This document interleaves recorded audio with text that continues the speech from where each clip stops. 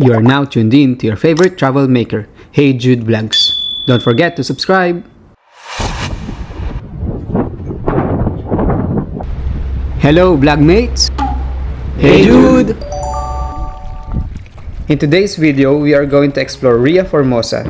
It is an 18,000 hectare coastal lagoon system and natural park in Portugal's Algarve region, renowned for its coastal maze of barrier islands, marshes, tidal flats, and diverse wildlife including flamingos and seahorses.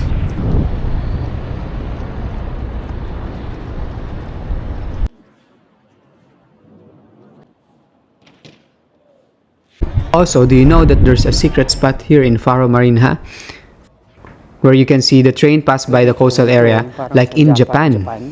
May dadaan na train. So vlogmates, please watch until the end and don't forget to like, share, and subscribe. Parehas lang. Happy watching! So may naman. After exploring the beauty of Olhão in our previous vlog, we are now back to Faro. From the accommodation to Faro Marina, I've just walked. It took me around 30 minutes to walk to Faro Marina. It is around 2 o'clock p.m. That's why it's very hot. So don't forget your sunscreen, hat, and shades.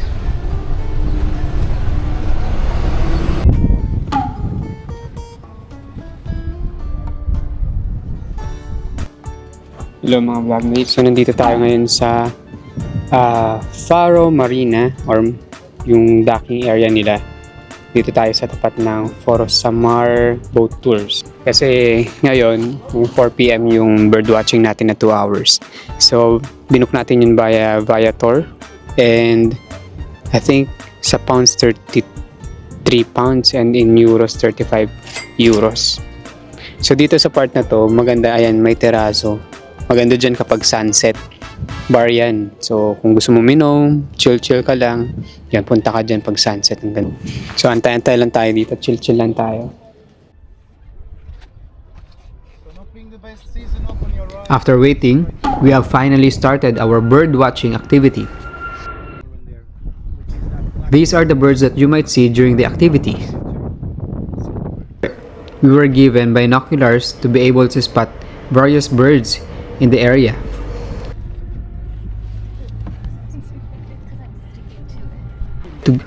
Our tour guide Luis is very knowledgeable where to find those various birds, including the rarest. Vlogmates, a little bit of context about the natural park. This natural park serves as a vital stopover on the East Atlantic Flyway for over 30,000 migratory birds and hosting more than 200 species annually. Its official symbol is the rare purple swamp fen, and its salt marshes, tidal flats, and lagoons regularly shelter iconic species like greater flamingos, Eurasian spoonbills, and black-winged stilts. Later on in our feedback, I will show you our shots.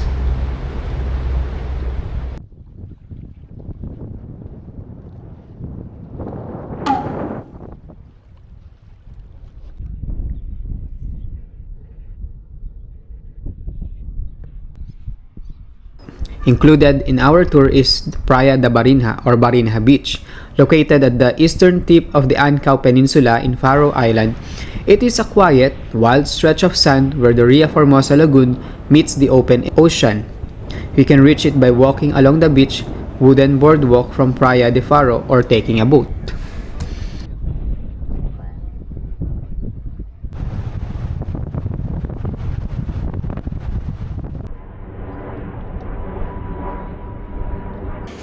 So mga vlogmates, muna tayo ng konting beer habang inaantay yung sunset. Ayan, ganda. Alam mo yung dun sa banda dun, magandang tambayan dun, oh. Habang inaantay mo yung sunset, nakaupo lang sila. And then ito, may train line dyan. Napaka-scenic pag dumadaan yung train, parang yung sa Japan, parang ganun. So mamaya abangan natin yung train. Ayun, pupunta yung mga tao. Tatambay lang sila dun. Okay na yun. May libreng sunset ka na. Dito nga pala ako sa Carlsberg. Wala masyadong tao kaya chill-chill lang tayo. And mamaya mag-grocery tayo. And then tomorrow, bubuuin na natin yung tour natin dito sa Faro. Maaga-maaga, tapos pahinga tayo ng mula alauna hanggang alas 3 kasi sobrang init. Tapos tama-tama, medyo ganito na, medyo palubog na yung araw. Doon tayo lalarga ulit. Actually pala mga vloggies, muntikan nyo na akong di nakita, no? Nandito ba ako o dun? So, yan, masaya naman yung bird watching. Dito ako papakita ko kung saan ako nag-book. Diyan. Tapos, mabait si Luis, ang tawag nila. Pag may S sa huli, SH yung pagkakapronounce nila eh. And marami siyang alam syempre tungkol sa mga birds, lalo na sa mga seabirds. And marami ako natutunan, marami kong nakita. Sabi niya 17 species of birds yung nakita namin.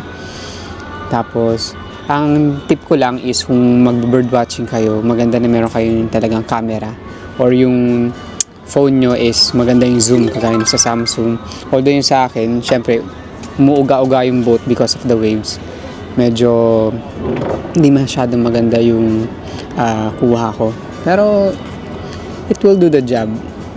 Makita nyo lang yung talagang mga ibon na nandun. Tapos winter talaga yung marami mga ibon dito. Kasi nga 'di ba nagmamigrate sila. And may mga nakita kaming rare, may nakita kami na mga flamingo.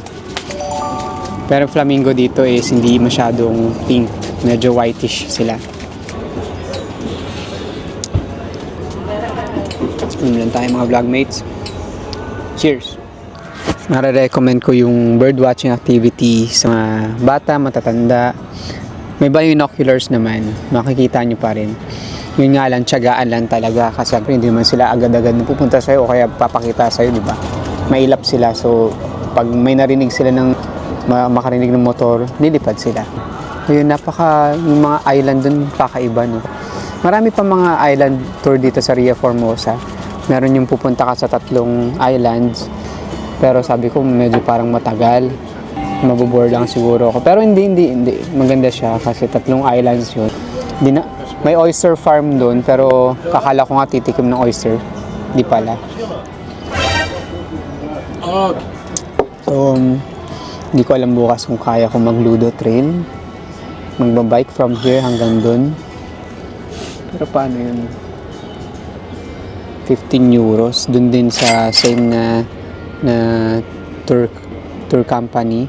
Marami naman mga dito. Maraming mga activities. Kaya nang bahalang pumili ka anong gusto niyo.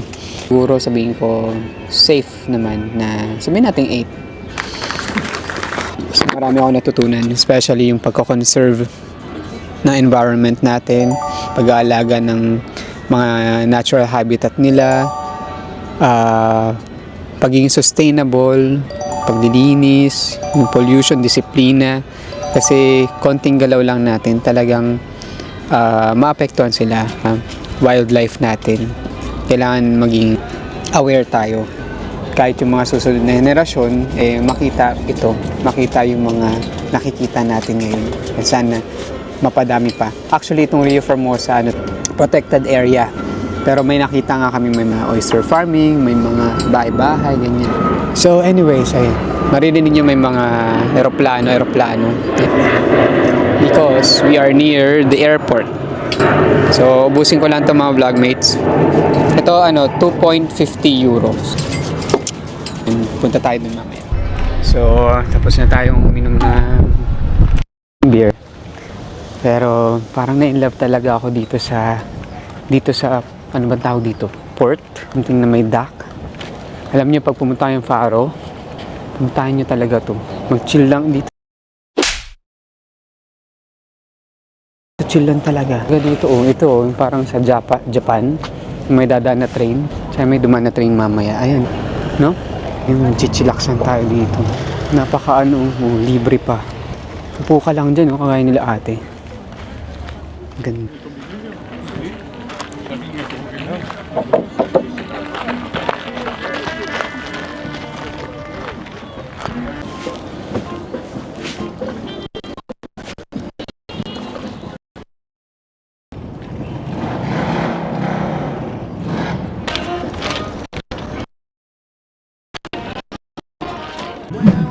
sunshine, I got rain. And then I saw her face. Now I'm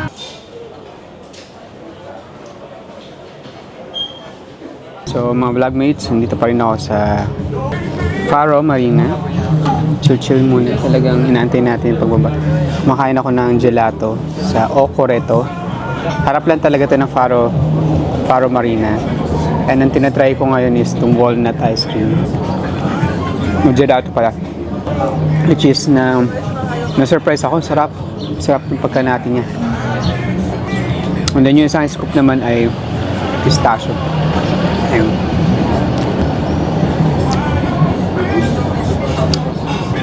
Parang mas type ko ang walnut. Kain na ako konti and then balik na ako talaga sa mag-grocery na ako konti.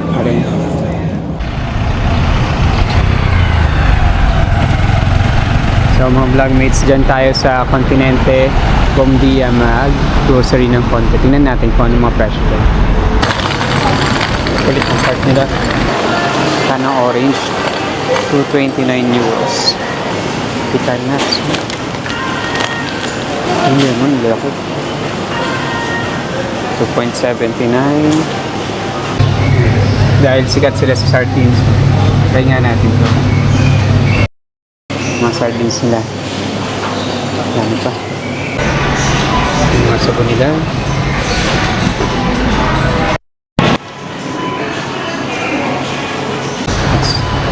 So, wakas hanap na may mga chocolates nila mga vlogmates. Toblerone. Dito. Magkakaparehas. Kakadero. Lint 8.99 Merci. Alas parehas lang. Ang Dolce. May hinahanap ako na isang brand eh. Kape-kape. Ito may cereals. Anong maliit.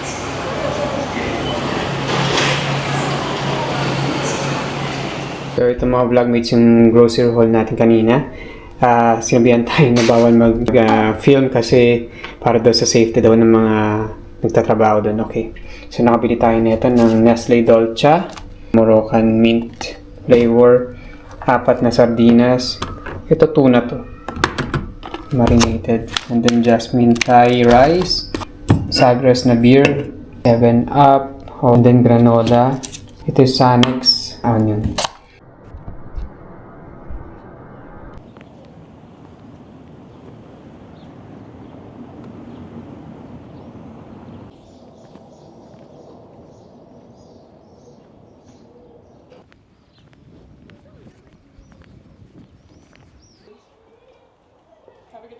You too, Aidan. See you later. See you around. Brief history sa Chapel of Bones. Tinawag siyang Chapel of Bones kasi yung chapel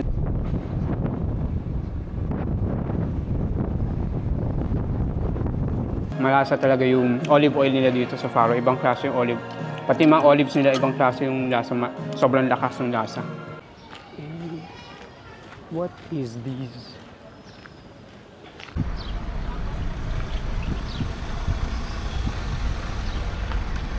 Ano yung ating sardines, grilled sardines with baked potato. And kaharap natin ang sunset. Vlogmates, thank you for watching until the end. Have a nice day, and please don't forget to subscribe.